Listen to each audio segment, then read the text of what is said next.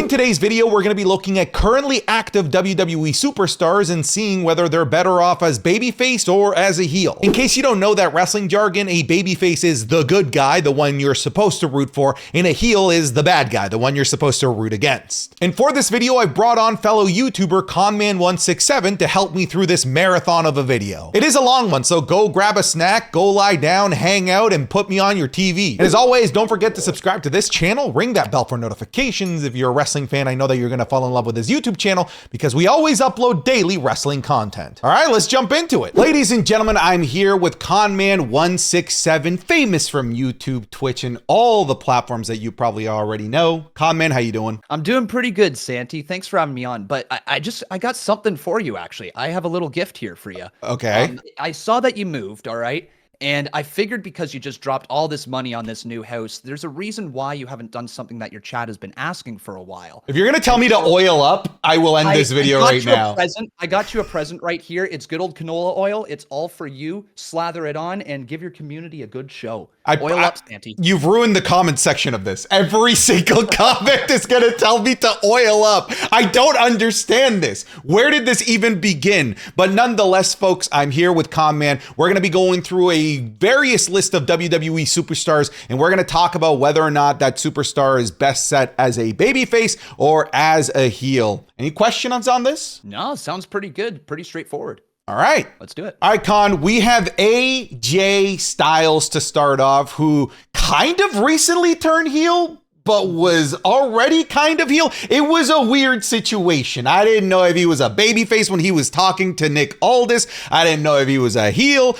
Anyways, he's definitely a heel now, but he had a long run as a babyface ever since he came back as an angry steroid head. He's been a bad guy, all right? So I'm curious, in your opinion, throughout the years that you've seen AJ Styles, would you say he's better as a babyface or as a heel? Well, you know what? My mind immediately goes to this feud with Cena and AJ Styles. Yes. Where AJ came into WWE and just beat up John Cena. That's my favorite version of AJ Styles ever. Like, I didn't get the chance to watch him a ton in TNA or anything really over in New Japan, but WWE AJ Styles, that heel run with the OC to start things off, I love that. So for me, I gotta go heel AJ Styles. The babyface just doesn't compare. I think that's fair. AJ Styles is a rare case where I think he's good as either. It's just that he's much better as a heel, but he's a good babyface. You listed the run that is absolutely the one that is the reason why I have him as a better heel than babyface. I think that run against John Cena is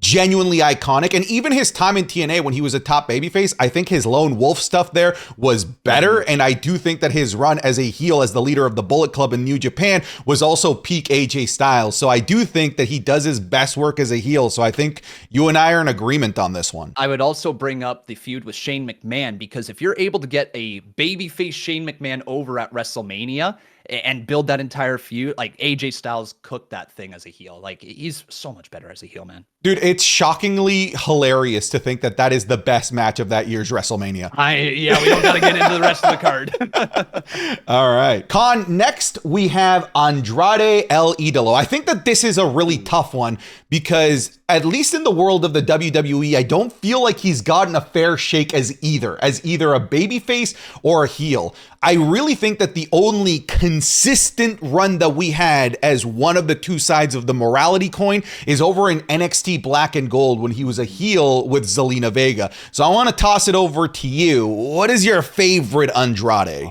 You're speaking my language, NXT Black and Gold. Like, I love that era right there. And when Andrade won that NXT championship alongside of Zelina Vega, they were doing incredible work down there. Like, the match quality, him versus Johnny Gargano. Ooh. Oh, dude, you can write a better NXT match, in my opinion.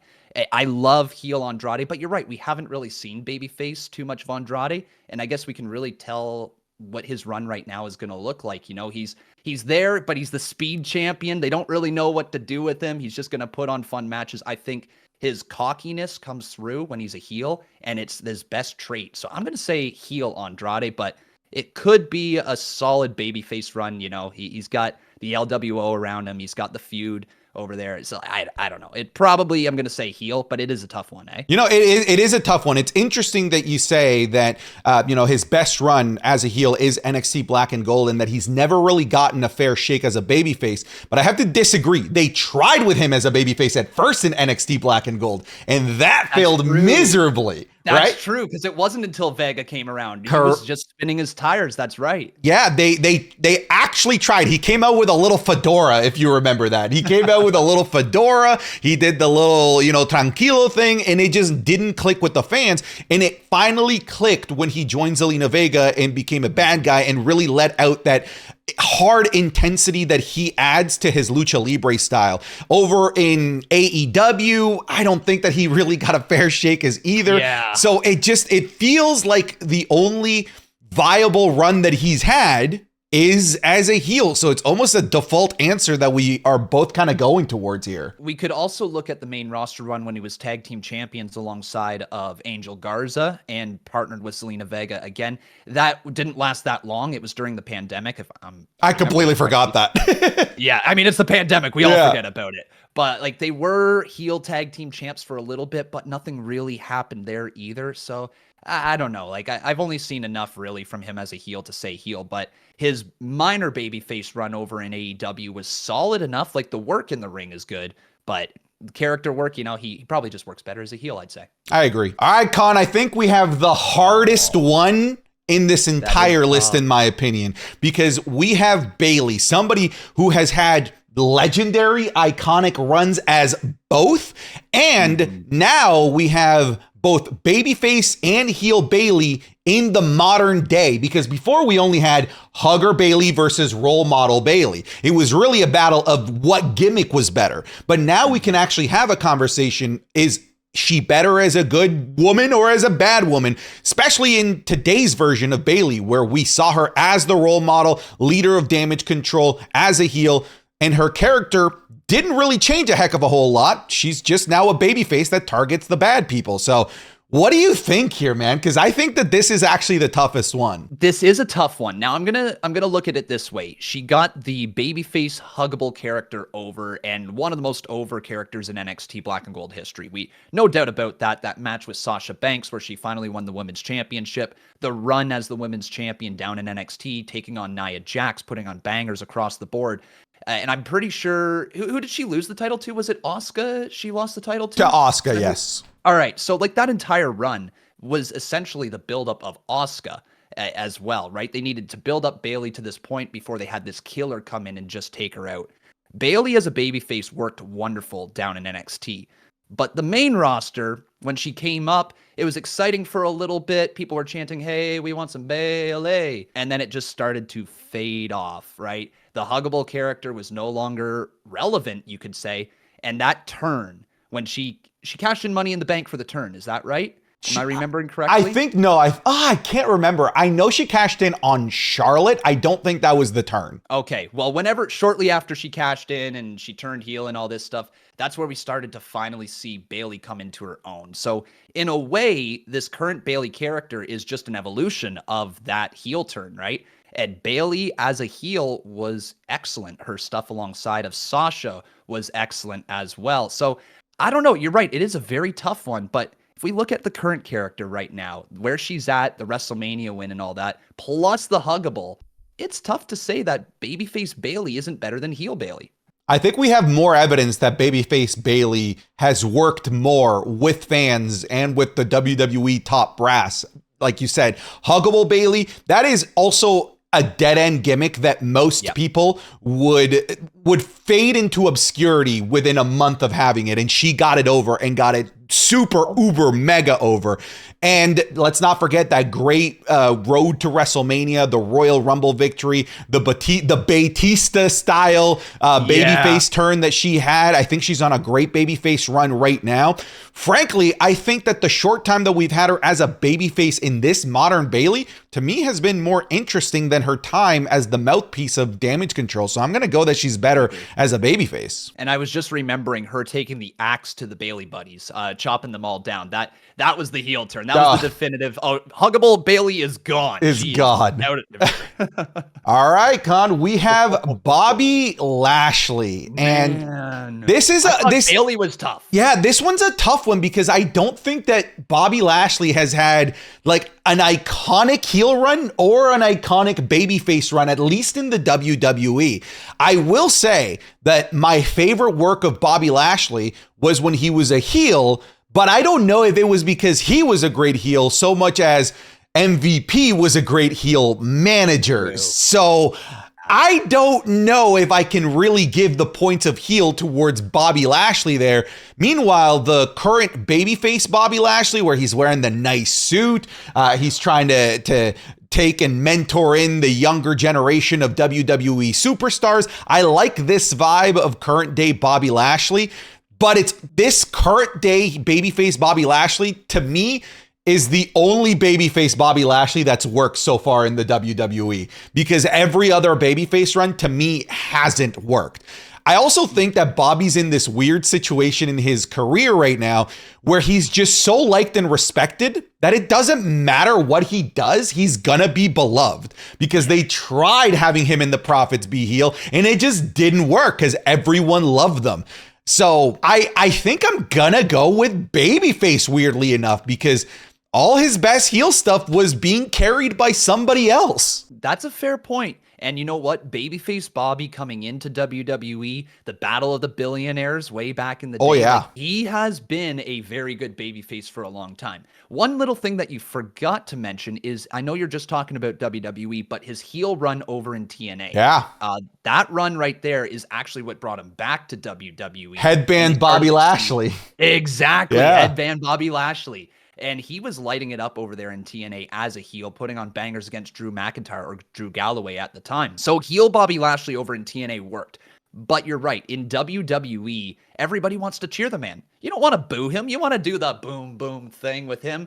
Like, no one wants to boo Bobby. So yeah, with the size of him, with the moveset that he has, I gotta go babyface Bobby. All right, we're in agreement there then. I threw this one in for fun. If you disagree that it's heel. It's heel. It's like, do we need to talk about this? I just brought this up because it was recent, right? We've had a babyface run of Carlito as recently as of the making of this video, like 4 weeks ago. Like the man kind of recently turned heel. And for the 5-6 months that he was babyface, everyone was screaming from the top of the mountain, what are you doing? Give this guy an apple, turn him heel, and let him spit in people's faces. I don't know what they were thinking, trying to turn the biggest scumbag that the WWE has seen and trying to make him a babyface. Of course it was a matter of time that he was going to turn on Ray. Yeah, exactly. Like, I mean, let's be real here. Babyface Carlito, that's not cool. We want heel Carlito. We want heel Carlito. Spit in the face of people, all right? You can't be a babyface going around spitting apples in people's faces, all right? I mean, maybe you can pull it off. I don't know. But not post-pandemic. You can't be doing that. You can't be doing that. Yeah, I threw this one in mostly just as a quick palate cleanser because this is so easy. I like that palate cleanser. Nice. Okay, another tough one. And we have a recent turn here. We have Chatty Daddy, Chad Gable, Master Gable, somebody that, in my opinion, has been great at both, but has excelled at one. I'll let you take this one. We're talking about Shorty G, right? Excelling as a babyface. Oh, God, Shorty G. Don't remind me of that terrible era. That's immediately where my mind went when thinking of babyface Gable, is Shorty G, and that was horrible. So bad. Dude, so bad. I felt bad for Gable every single week trying to make that work. Like, it was a rib from Vince on him. It just had to be. Oh, you're short. Well, we're going to call you short. Such good shit. It's such good shit, pal. But no, I mean, we're on the same page here. This dude has evolved his character lately. Like Perk Gable these days, how can you not love the work that he's doing? And I'm a giant Sami Zayn fan. Sami Zayn is one of my favorites of all time, and I will scream that from the top of the mountain. I love him.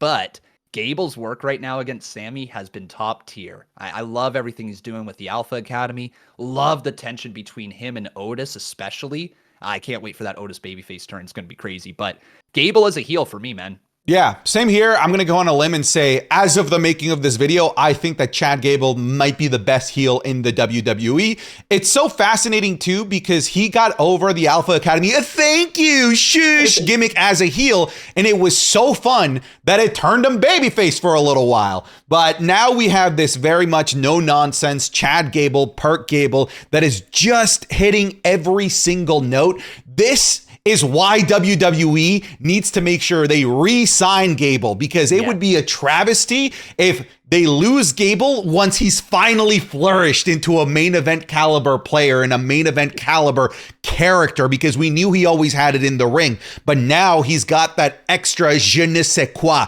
that extra character work to propel him to maybe be a terrible, tyrannical world champion down the line. You can't lose him at this point when you held on to him for so long and now the stock is finally paying dividends. You need to re-sign this man. Absolutely, you do. And also, my mind immediately jumped back to that stuff with Ezekiel and Elias and Kevin Owens and the lie detector test. His comedy chops are top tier. So and good. They just come right through. So yeah, heel for me, man. Ladies and gentlemen, we have another really hard one. We haven't had heel CM Punk in the WWE since over a decade at this point. So we only really have this short little run in terms of recent memory stuff, and it's all been as a babyface. But he's had little hints, little nuggets of heeldom when he was having that promo with Cody Rhodes. Sometimes the things that he says to Drew McIntyre are very heelish. We also do have his body of work over in All Elite Wrestling as well to go off of. But I'm going to just jump the shark here and say that CM Punk is the most diabolical heel in the history of professional wrestling. I know Maxwell Jacob Friedman is knocking on that door, but dude, the things that CM Punk has done, the run against Jeff Hardy, singing happy birthday to Aaliyah Mysterio, the stuff with the Straight Edge Society, his fantastic feud against the Paul Heyman guys when he was a Paul Heyman guy. Man, I love heel CM Punk, but babyface CM Punk is so damn good too. He is too. Oh man, like the promos that Punk can cut. I mean, that's totally the reason why he's great as a heel or a face, is because the promos that he cuts hits the right chords with the fans sitting at home. He's either doing it purposely to get you to cheer him or to boo him, and he's a master at it. For me, Punk as a heel, though, that's the most memorable stuff I have of CM Punk. I think of him turning on The Rock in the middle of his WWE Championship run and just seeing that heel persona overtake him. It was like a change in front of our very eyes. I love heel CM Punk. And also, over in AEW, that heel-ish run that he started to go on when he was pulling the championship out of the bag, calling himself the real world champion. I know some fans say that's a babyface. It's not. He was playing definitely closer to the heel side of things. So Punk, when he needs to get a reaction, I feel like he tends to go to those heel tendencies, right? When Absolutely. He's in a deep feud, like we see here with Drew McIntyre, he's not holding back, and he's not exactly being a guy that you're like, that's a really good dude that I want to root for, right? In some ways, I want to see Drew McIntyre kick his ass. He's been trolling him like crazy, right? Yeah. So I don't know, man. Heel CM Punk just hits different. Babyface Punk is great. Absolutely amazing. One of the best of our generation, but heel just hits different. I got a question for you, Con, and I'm not trying to trick you. It's not a gotcha. What's the most iconic CM Punk promo of all time? Oh, it has to be the pipe bomb. It's the pipe bomb. And there is a lot of revisionist history, a lot of people that think he was a babyface at that time. That was peak evil CM Punk when he was the leader of the New Nexus. He was in a full-blown heel feud with John Cena. It's just that it was the promo that was the catalyst for the summer of Punk. It was a promo that made him so popular, that made him undeniable to the point that they had to turn him babyface. But that was heel Punk. The heel Punk is the one that ran away with the title. Heel Punk is the one that walked into Money in the Bank 2011. Heel Punk is the one that cut the pipe bomb promo. I gotta go with heel Punk. And if it wasn't for Chicago being that crowd, he would have got booed out of the building for John Cena. 100% was being told. Chicago made that moment. They really did. And heel CM Punk far and above for me. All right. This might seem like an obvious one at first, because Cody Rhodes right now is on the run of his life as a babyface. But I wanted to throw this one out there because Let's not forget his days as good old Stardust. I was gonna say, can we get into heel Stardust here? Of course. Everything is fair game here. We can go into the undashing Cody Rhodes, dashing Cody Rhodes, that great run that he had as the American Nightmare, which was a heel moniker in the Indies.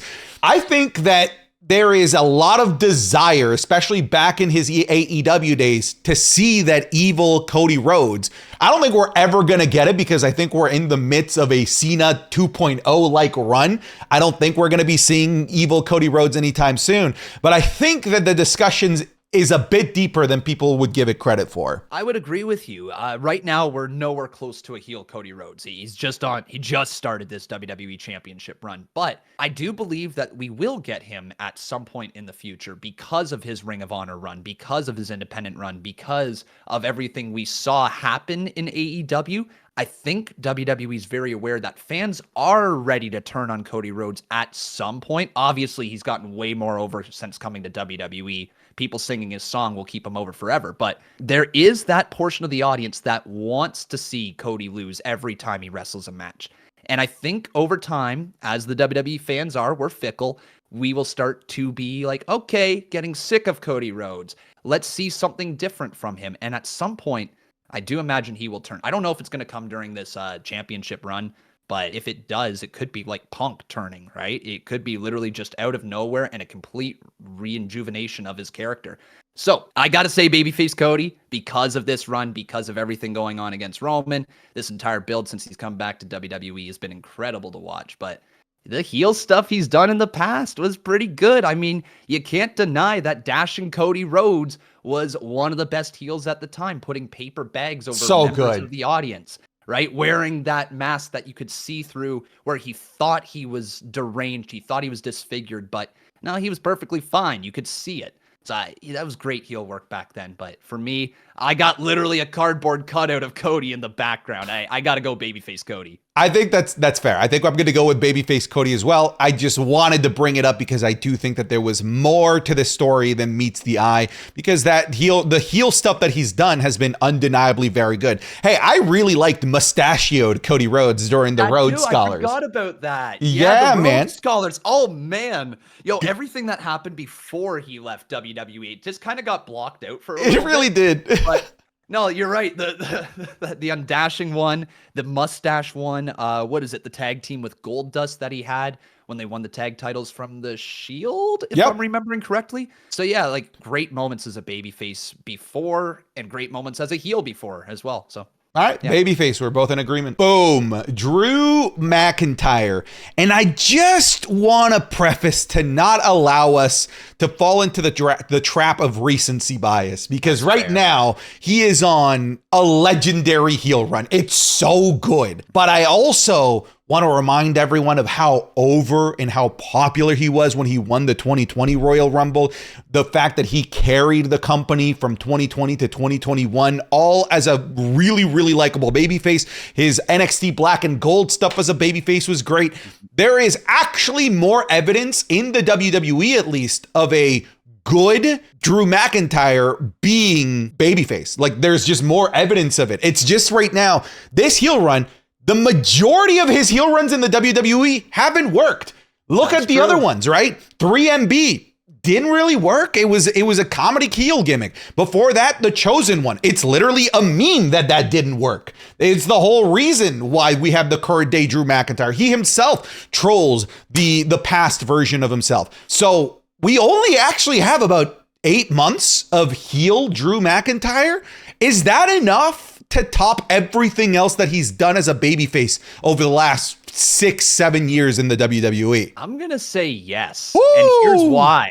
There was no fans that entire time. Dude couldn't draw a single fan in the arena. Like, what is he doing? Like, of course I'm going to say heel Drew. No, dude, obviously he carried it through the pandemic. He was a great babyface, putting on great matches that shouldn't have been as entertaining as they were because there was no fans there, right? But he carried it. Those high octane, high finisher matches came from a lot of Drew McIntyre's main events. But this recency bias that I have for Drew McIntyre is I got to listen to it. I've never heard him cut promos like this. I've never seen him wrestle at this level. His stories through everything, whether it be social media work or just being there 1 minute on the screen, right? His story work is incredible these days, and I just love what he's doing, which, to be fair, could make him a babyface to me. You know what I mean? Like I was just saying, I could see him beating up CM Punk. I want to see him kick his ass, right? But, you know, you can look back at the babyface side of things from Drew and say that, yeah, there was so much stuff that he did beforehand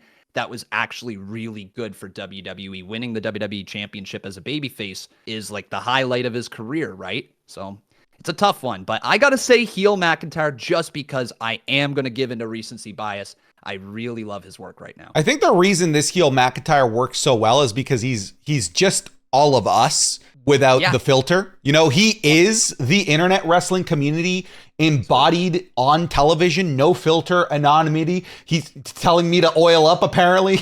I was going to say, like, do we just get Drew and Santy to oil up now? Is that because he's one of us? And I think that's why it's landed so well. You know, the fact that he's tweeting mid-match, the fact that he's chronically online, he's so easy to relate to. And yeah, dude, I think I want to give to the recency bias, but you know, the bulk of the good stuff in his career did come as a babyface.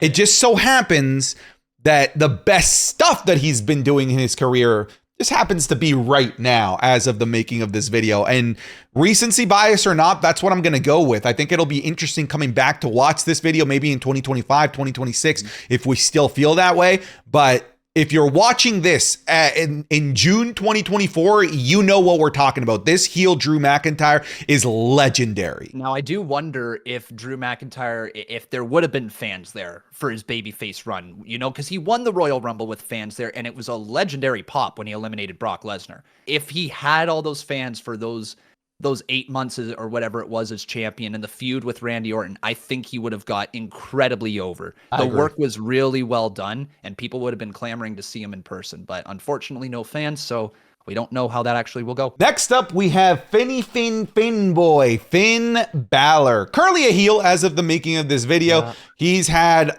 lots of runs as both. He's had a babyface run in NXT, a heel run a few years later in NXT, and constant babyface and heel runs on the main roster. What do you think, Con? Well, this one is really difficult because of everything you just said, the amount of runs that he has had, and they've all been good. I don't think he's had a single bad run. Like, you could look at when he got called up to the main roster and he won that championship right to get out of the gate, but then got injured, right? And it was almost like his momentum was put to a halt. He came back after that, was never the same until he turned heel. So we can look at the main roster as this dude who was incredibly over, but didn't get to strike while the iron was hot as a babyface. If he could have run as the Universal Champion, you know, for 4 or 5 months after being drafted in the first round of Monday Night Raw, that would have been a star-making performance for Finn, but it didn't happen. Instead, Finn needed to reinvent himself. He needed to go back down to NXT, work as a heel for a little while before getting called back up to the main roster. Babyface Balor is good, but there's something about heel Balor that I just love to watch. If we're talking about the demon gimmick, that's got to be babyface to me. I don't think... Do not cherry pick. Do not come here and say, well, if this, then this, if that, then that. Pick one, coward. Fine. Pick one. Demon gimmick. I'll go with it. Babyface Balor. All right. Because of NXT, because of demon gimmick. I'll give him that. But his heel work is also incredible. Dude, I love both. And I think you're right. Like, I feel like if we were picking individual runs, I actually have to go to NXT to find the best stuff that he's done as a babyface. That initial run where he came in from New Japan and he was teaming up with Hideo Itami and then won the NXT championship, feuded with Kevin Owens. It was all so good. I feel like that was his best babyface run. Funnily enough, when he returned to NXT as a heel in 2021, I kind of think that was his best heel run of his career too. So he just does his best stuff in NXT. What can I say? I will say I liked his NXT Black and Gold 2021 heel run more than I liked his babyface run in 2016, 2017 in NXT. So we actually differ here. I'm going to go with heel Finn Balor. The stuff that he's done as a heel, I've actually enjoyed more. So that's what I'm going to go with. We have main event, Jey Uso. Yeet. All right, so what you got? Oos, huh? What you got? Is he better as a heel, yeet, or as a babyface, yeet? Yeet as a face, yeet. All right, it's no question. Main event Jey Uso, or I guess we could say mid-card event Jey Uso right here. He's great as a face, right? Don't get me wrong. The heel run with the Usos and the Bloodline and all that is legendary. It absolutely is legendary. But we got to take a look at what the Usos were doing before the Bloodline as well. They were an incredibly over tag team as baby faces, flying around the ring, hella entertaining. They did their I don't want to misquote it. What's the thing called that the rugby team does? The haka. The haka, thank you. They did that before entering the ring, and that just got people jazzed up to see them. And then, yeah, they had their heel turn where they really became the Usos. The Uso Penitentiary Oos. Hit him with it. Exactly. And like that was like, okay, these guys can talk. These guys can wrestle, and they can just, they're stars, right? You take one look at them and they're stars. But Jey Uso, what he's been able to do since breaking out of the Bloodline, and again, I know this is slightly recency bias, but it really feels like he's arrived as a single star now. He's not just one of the twins, right? He's his own character. Main event Jey Uso. I got to go babyface. Okay, we actually differ here. I actually am not going to let recency bias take over me, because when I look at them as a tag team, I think that their best stuff as a tag team was when they were Uso Penitentiary and then joined the Bloodline. I actually think that his best babyface run isn't what we have right now, even though he's uber over with the crowd. But don't forget Night of Champions 2020, that run where he was trying to take down the tribal chief. It was iconic, and had it been with fans, I feel like he could have been more over than the current day main event Jey Uso. I just feel that even though he's super over, he is too one-dimensional, because that's what he's been given to work with. It is a catchphrase, it is a dance move, and it is a bunch of super kicks. I'm not a huge fan of the current iteration of main event Jey Uso. That's not to say that I don't recognize that he's the most over babyface on Monday Night Raw. But I look at the run with the Bloodline when he was so anti-Sami Zayn, the promos that he would cut on Sami Zayn, the stuff with like, man, I don't give a damn what the tribal chief says. All of that stuff is so ingrained in the back of my head. And I feel like that era of Jey Uso just had so much more depth, so much more character. And it was tough to understand where his motivations and where his allegiances lied. Meanwhile, here, it seems to be very linear and very, I'm main event Jey Uso, here's a t-shirt, here's some sunglasses, here's a quote, give me a world title opportunity. I get it, that works. It worked for John Cena. It literally, that was the John Cena model. 5 moves of doom, right? Yeah, like he just got 5s. I just think that the most entertaining, most cinematic stuff was done when he was a heel. So that's what I'm going to go with. Well, I'm gonna poke this at you right here, okay? Because you could argue that Jey Uso was a babyface for the majority of the Bloodline run. Because of how he was beat down by Roman, he was forced to acknowledge him. And then there was the tension always between Jey and Roman and Jimmy, all that throughout the Bloodline. It was Jey who was the one who was conflicted.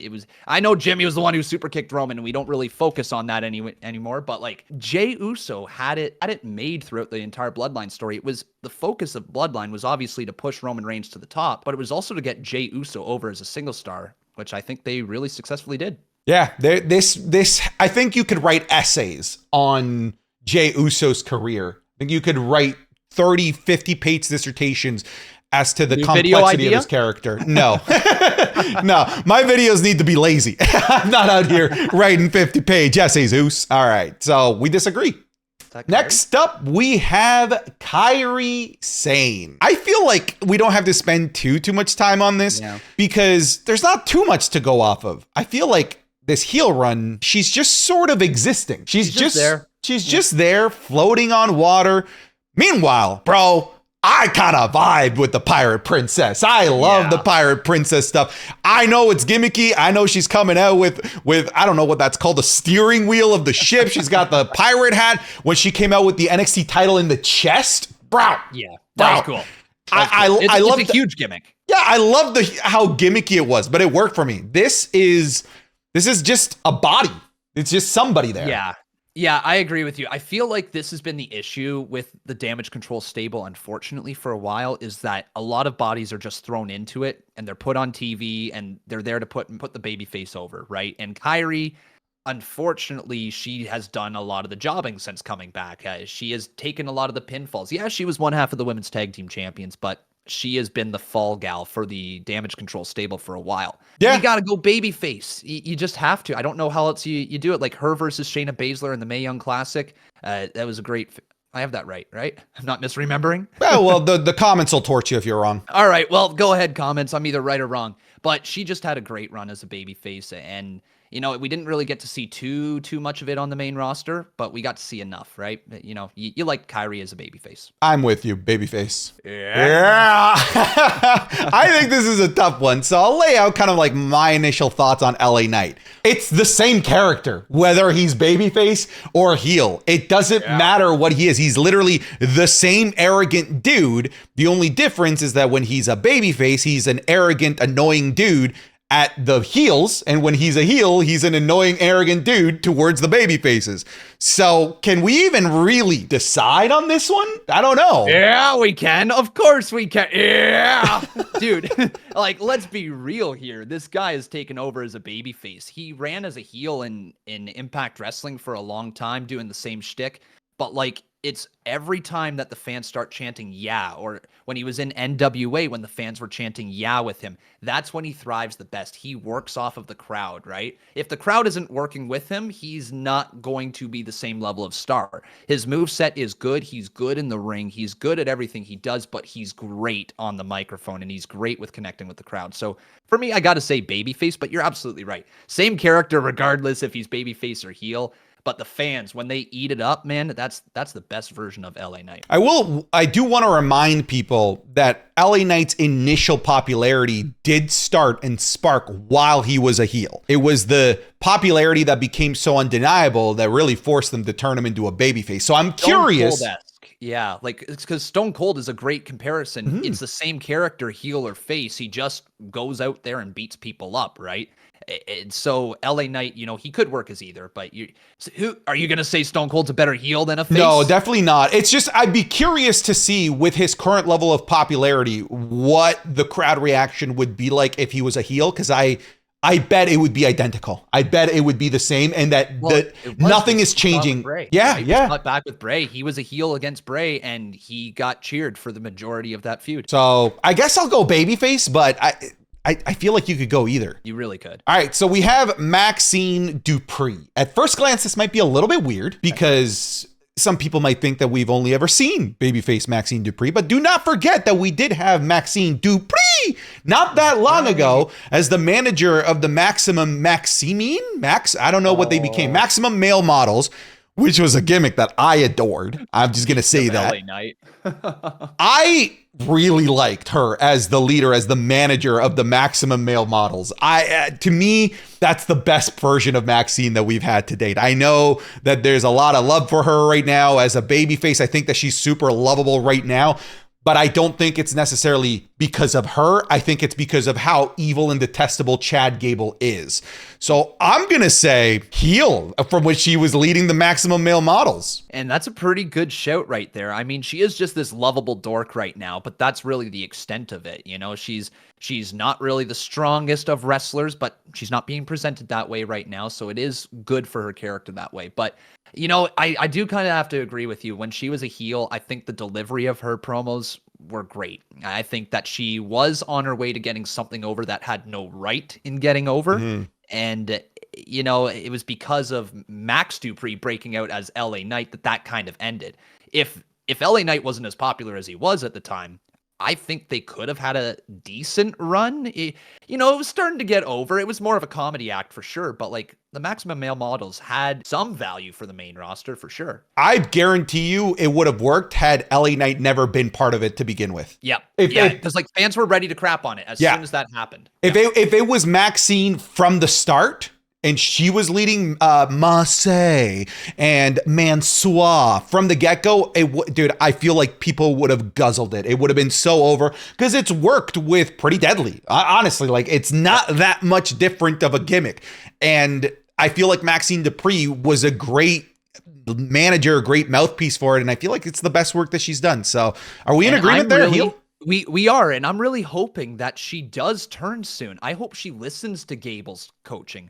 I hope she gives in to the hate at some point and is partnered with Gable. Like, if he gets rid of Tozawa and Otis eventually turns, but it's Maxine and Gable as a duo, that could be really good. Bro, I didn't even think of that. I love that. What are you doing to me? So I know that I said Bayley might be the hardest one, but I think I lied. I think it might be this one. I think it is Randy Orton.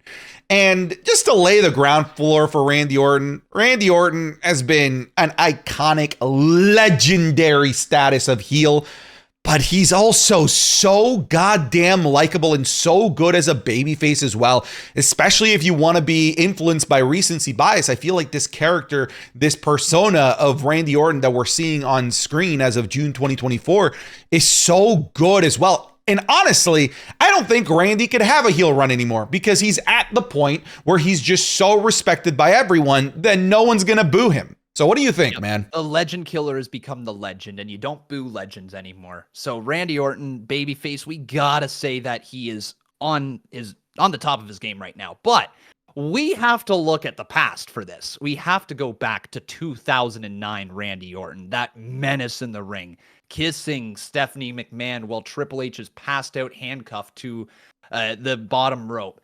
That man was a menace. He made me fear for wrestlers when they were in the ring with him. He was straight up just a brutal, sadistic individual. I loved his work as a heel. And I don't know how anybody else could say that he was a bad heel, right? He was one of the greatest heels WWE's produced in a long time. I gotta go with heel Randy Orton here, man. Let me just lay out the body of work as heel Randy Orton.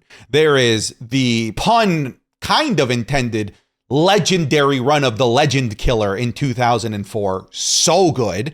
Then in 2005, we had 2009 Bald Randy Orton that you've already given a shout to. We had Authority Randy Orton that I know really the big heel there was Triple H, but he really was the one that was stealing away the yes movement from us in ring. Don't forget about the amazing pandemic heel run that he had against Edge. So good. And Drew. And Drew, that's right. So, dude, there is just such an impressive resume when it comes to heel Randy Orton that at this point, this man could solve world hunger. He could bring the governments of the world together to ensure there is world peace, and he'd still be a better heel, Con. That's how good of a heel he is. There's nothing he can do to redeem himself for the horrible things that he has done on screen in his career. This is why I love wrestling. He has done some horrible things, and now we're just like, yay, Randy. Dude, okay, heel? Yeah, heel. Okay, heel. Next up, we have Seth freaking Rollins. And I think that there could be a deep debate here because I feel like you could make the case that even when he was a babyface, he was just a heel character with in-ring babyface tendencies. You know, he had the everybody sing my song coming out with the obnoxious look, but then when he got in ring, it was very much a come from behind babyface, you know, like where, oh, my knee hurts. Ooh, my knee hurts. Okay. And I'm still gonna win. That's very babyface. So even his most recent run, there is debate. But then I look at, of course, the run he had against Cody Rhodes, and I can and never will forget the moment of him jabbing Cody's torn pec with a kendo stick. Will always stick with me. The turn on the Shield. Yeah, bro, there is, I mean, you could count the Shield itself. Yeah, man. So what do you think? What are you thinking? Oh, dude, you just laid it all out perfectly. He really is a heel character with babyface tendencies. And even when he worked as a heel, he was a heel with babyface tendencies, right? It's never really changed with Seth Rollins. I love his moveset as a babyface, but his character work as a heel, when I'm going to throw it back to the pandemic here, the Monday Night Messiah. I think with live fans, we could have seen something very special for Seth Rollins there. It's an unfortunate time that we didn't get to really see the true evolution of the Monday Night Messiah, but he had all the potential of a top heel character at that point. His promos were great. He had the faction around him with AOP and Buddy Murphy, and everything was just clicking for Rollins at that point. And you also mentioned it, the turn on the Shield. The thing that is really the most iconic thing in Seth Rollins' career was when he turned on the Shield. So heel Seth Rollins has had more success, I could say, as a character, babyface Rollins has had more success as a champion. Obviously, when he gets into that ring, you can trust him to put on a 4-5-star match almost every single time. He is great at what he does. Yes, his first 15 minutes of the match are relatively similar to every single match he ever works, but it's that last 12 to 15 minutes of that main event matchup. He can go with the best of them. So you're making me make a pick here, and I'm getting really long-winded with it, but I'm gonna go with heel for the character work. Oh, okay. Dude, I'm glad that you're the one that went on the long-winded ass rant, because it would have been me, because I have all of those same feelings as well. I'm torn, because I do think that his babyface in-ring stuff is so good. It's so great, but I always have to harken back to the fact that he is the one that imploded the Shield. He was the plan B. He did do the heist of the century at WrestleMania. Obviously, the stuff that he did with Cody Rhodes during the pandemic, but he had some good babyface stuff as well. The Kingslayer, the Beast Slayer, the current run as the World Heavyweight Champion, going up against the final boss in Roman Reigns. So there's a lot there. But, oh my goodness, I am going to go heel ultimately, but I think it's much closer than I originally thought. I thought it was going to be a runaway for heel, but as we talked it out, I feel like there's a lot to say about babyface Seth Rollins as well. But I think what put me over the edge really is the feud with Cody Rhodes and the stuff that amazing trilogy that they had. And he was a heel then, so I'll go heel. Absolutely. Yep, that's a great call. I think for this next one, I feel like it should be quick. It should be, right? Do you want to just say it at the same time on the count of three? Sure. All right, 3, 2, 1, heel. Heel. Okay, Right, of course it's heel.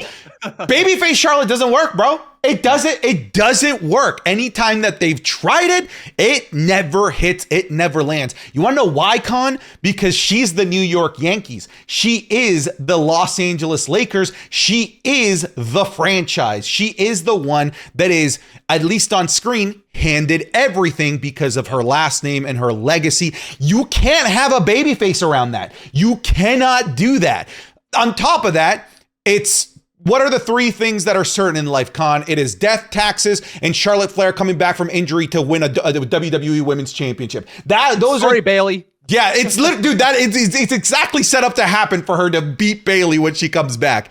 It's heel. She doesn't work as a babyface. I agree with everything you just said. Heel Charlotte Flair. If we take a look at what we just said about Seth Rollins with his babyface moveset, but heel persona, you could just argue Charlotte Flair is just heel all the way through. Heel persona, heel moveset, it's for me heel, 100%. All right. So I feel like this should be an obvious one. I'm just going to go out and say heel because it is the tribal chief, the change from the big dog to the tribal chief. But I wanted to bring this one up because I think he's in line to be the same character but be the biggest babyface in the entire company when he comes back. Oh, dude, I agree with you 100%. He is the story they have right now with Bloodline 2.0, as trash as it may be. And I mean, I'm just putting that out there. I don't actually think it's horrible, but, for the fun comments, it's trash, okay? And Roman Reigns coming back to save Paul Heyman, dude, I can't wait for that moment. It's just babyface Roman is going to hit different now. We all know it's going to. We all, even though I play it up, we all respect him for what he has done in the WWE as a heel. The business that he brought in, without Roman Reigns, there's no boom of the wrestling period like we just saw. You could argue that it was because Brock came back and everything, but Roman Reigns was the constant throughout that entire building of WWE into what it is today. I can't say big dog Roman Reigns is better than tribal chief. Suffering Succotash doesn't do it for you? Random baby blue eyes Roman Reigns doesn't do it for you? The hard wink to the camera. Nah, I don't think that works for me. Roman Reigns, I will say this much, when he had to retire there briefly due to leukemia, he won me over, and I think he won a lot of fans over. It was like, because we care about the individuals. Of course. Right? We care about the people behind the characters. We can boo and cheer these characters all we want, but when real life stuff happens, we all take a step back and we're like, hey, here's your flowers. Like, we respect you. Get well soon. Hopefully you're back. And then as soon as he showed up again, he turned heel, which I found hilarious. Yes. Like, he's just back after beating cancer, and now I'm gonna turn heel. All right. I think the answer is heel for sure in terms of the history that we have with him. I think he was a fun heel during his time as a member of the Shield as well. But man, the forced babyface run from 2015 to 2019 is just, it's so painful. That I never ever want to live through Baron Corbin, Roman Reigns again. Same the here, dog brother. Food, never again, please. Never. Heel for sure. Okay, this is an interesting one. This is an interesting one. Okay, we have what seems to be perpetual baby faces. They've been baby faces forever, but I want to remind everyone that the character that they have right now was not the character that was originally planned for them. They were supposed to be baby faces that were just super uber positive and work together and could overcome everything through the power of positivity. But everyone hated it and it became so obnoxious, and they leaned into the obnoxiousness of it that it worked. And heel New Day is what really gave us the legendary faction that you see here in front of your eyes. The New Day are baby faces and have been baby faces for as long as I can remember. But this is just a heel faction that everyone likes, in my opinion. Yeah, it started out heelish, and with their, what was it? They had like the choir hyping them up and everything, and chanting New Day rocks. Like they really were trying to get under the fans' skin. It was the trombone from Xavier Woods at ringside to try to just irk you on. Like, nobody wanted to cheer for the New Day at the time. But then slowly but surely, when they started putting unicorn horns on their heads and calling them unicorn penises, that's when, fans started to laugh at their stuff. And once you get fans laughing, it's not long before you're over, right? You can see that with many characters through the history of WWE. The New Day as babyfaces obviously is legendary, right? We'll be talking about this faction for a long time, and especially if they never turn on each other, right? We're seeing teases right now with Xavier Woods potentially being turning on the New Day because of Karrion Kross or whatever. I don't know if it's going to actually end up happening, but the fact that they're teasing those things tells us just how much we care about the faction of the New Day. And unfortunate that Big E isn't around these days to help make the New Day feel complete. But if I'm picking between babyface or heel New Day, I do have to go babyface, even though they are just an evolution of that heel tandem. They're as over as can be. They're fun to watch as babyfaces. Their moveset works really well as a babyface group. And I will never forget Hell in a Cell, I want to say 2017, against the Usos. Ooh, so it good. might have the wrong date, but it was so good. One of my favorite Hell in a Cell matches of all time. And they were babyface in there, so I got to go babyface. I'm actually going to go heel. I feel like that year and a half that they were just the most obnoxious heels imaginable. Like, we love when Big E does his hip dance. At first, that was the most annoying thing ever. Yeah. It just eventually became lovable because he would do this hip dance while he's basically dancing over your corpse as Xavier Woods would play the trombone and Kofi Kingston is dancing in the background. They were so hilariously obnoxious. When I think of the best time of the New Day, I think of their time as heels. So I'm gonna disagree with you. I'm gonna go heels. Although the stuff with Kofi Mania, like, it's so good, but it was Kofi Kingston. It wasn't all of the New Day. I was going to say, because then we're starting to talk about individuals within the New can't do Day, that. right? Can't do that. We could get into Big E. We could get into Xavier or Kofi, but we're talking about the group. And the group. Yeah, I mean, the heel run they had was awesome. I got to say baby. I will say big shout out to the babyface moment when they did everything in their power to give Kofi Kingston his moment, and the Usos biggest heels in the tag team division being like, out of respect, like, we forfeit Us. So good. Yeah. Man, Really. Kofi Mania, only to have it destroyed in 5 seconds by Brock Lesnar. Well done, Oh, Vince. man. Well done. You know I had to finish it big here. You know I had to finish it with the final boss. It's gonna be Bloodline Rules. Look at you now. Look at you now, Mama Khan. Mama Khan, I'm gonna beat your boy bloody. Don't you be talking about my mama over Mama here. Khan, I'm gonna beat your son through this camera, and I'm gonna send you his camera bathed in blood, because it's gonna be Bloodline Rules. What do you think? I'm gonna oil up your son. Oh, please don't say It's that going to be ever oil again. up rules. No, never again, Santi. Yo, dude, this is like, you said that Bayley was going to be the toughest one, and you've thrown me a few more curveballs since then. Rock as a heel or Rock as a babyface? Okay, let me start by saying I started watching wrestling live in 2005, okay? I'm a 1995 baby. I was 10 years old when I started watching wrestling. I didn't get to see The Rock before all of that. Sure, I've gone back now and watched some matches, but I didn't get to see The Rock. So my first introduction to The Rock on TV was when he came back to be the special guest host of WrestleMania. Okay, fair That enough. was the first introduction I If had. I can pause you really quick, I had stopped watching wrestling for about 2 years, and I came back to wrestling because of the news that The Rock had come back to be a special guest for WrestleMania 27. So just wanted to throw that out there. Funny story. I remember reading like on Bleacher Report at the time, like there was all this speculation as to who the host was going to be. And I remember there being rumors that Justin Bieber was going to be the host of WrestleMania. Never say never. Canadian legend, baby. I kind of laughed at that because I remember me sitting, I was glued in front of my screen, my big screen downstairs, whatever age I was, glued to the TV. After reading these Bleacher Report articles, I'm like, are they really building up this much for Justin Bieber? and like they got all the electricity going. I'm expecting Bieber to come out, and then it's The Rock.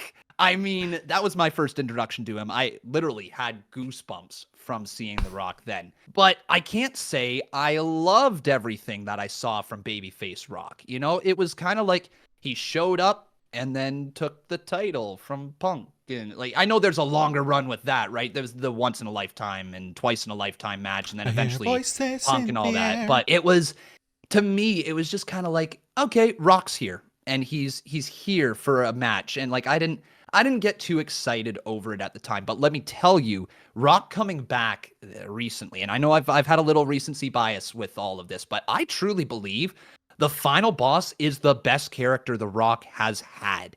I love this character so much. The way that he just changed the business just from being around and then listening to the fans reject Babyface Rock, he just evolved in this whole new character. And these social media promos that he was cutting, 20 minutes long on a Friday before SmackDown. Bringing blood back to WWE in many Look at you now. It was incredible. I don't think we have seen a better run from any part-timer ever. I think the Final Boss character is the greatest Rock character he has had. So I got to go heel Rocky here. Fair enough. I started watching a few years before you. I'm a 1993 baby, but I started watching a bit younger. I started watching in 2002. So I got the tail end of The Rock's career before he went off to go do the Scorpion King and then the Rundown and Walking Tall and then eventually leaving for good for Hollywood. So I got a little bit of The Rock's babyface run as the undisputed champion at the time, losing to Brock Lesnar at SummerSlam. And I really liked him. He was immediately my favorite WWE superstar. And then he came back in 2003 as the moniker of Hollywood Rock. That's right. And I still loved him because that's who I hitched my wagon to as a kid. So The Rock in 2003 as the Hollywood character made me fall in love with heels because I was in love with him. I actually went to a Toronto show that he was at.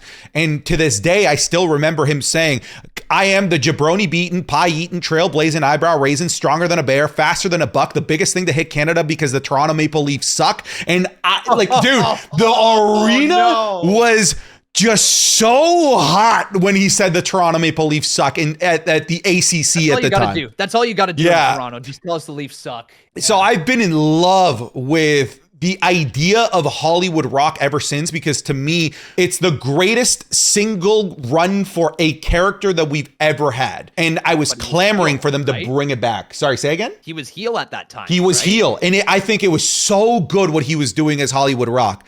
And then he went away for so long. And then he came back and he was Brahma Bull, John Cena, you're stupid, blah, blah, blah, blah. And whatever, it worked for me because his wrist. Yeah. It worked for me because it was The Rock. But I always wanted Hollywood Rock 2003 to come back. And then he comes back periodically. He helps Roman Reigns, beats Rowan at WrestleMania, makes a couple of appearances in 2021. I forgot about that. Yeah, and it's all the same, the electricity. Look at my goosebumps. I was like, this Rock doesn't hit. And then the slow evolution of the Final Boss Rock That's when I was like, oh my God, we're going to 2003 Rock. And not only did he go to 2003 Rock by giving himself a variation of the 2003 Hollywood Rock theme, he evolved past that and made it even better. Dare I say, like 7 times better than what we had in 2003. To my Attitude Era marks, I wasn't there for the Attitude Era. I can only comment on what I was there for and what I was there to feel the excitement for. This version of The Rock is the best version of The Rock that I've ever experienced. Final boss, I'm going heel. I'm right there with you, dude. Right there with you. All right, folks. Thanks for sticking with us throughout this marathon of a video. And shout out again to Conman for joining us. Conman, where do you want to send the people? Where can they find you these days? What are you working on? Pretty much just find me everywhere at Conman167. I've been producing a lot of YouTube videos lately. It's been a lot of fun. Shout out to you, Santi, for making that happen and for giving me the little push to actually get into the video creation side of things. But yeah, I've been having a lot of fun with that. Conman167 on YouTube. Go drop a sub over there. All right, folks. Thanks so much for watching. We're done. Get out of here.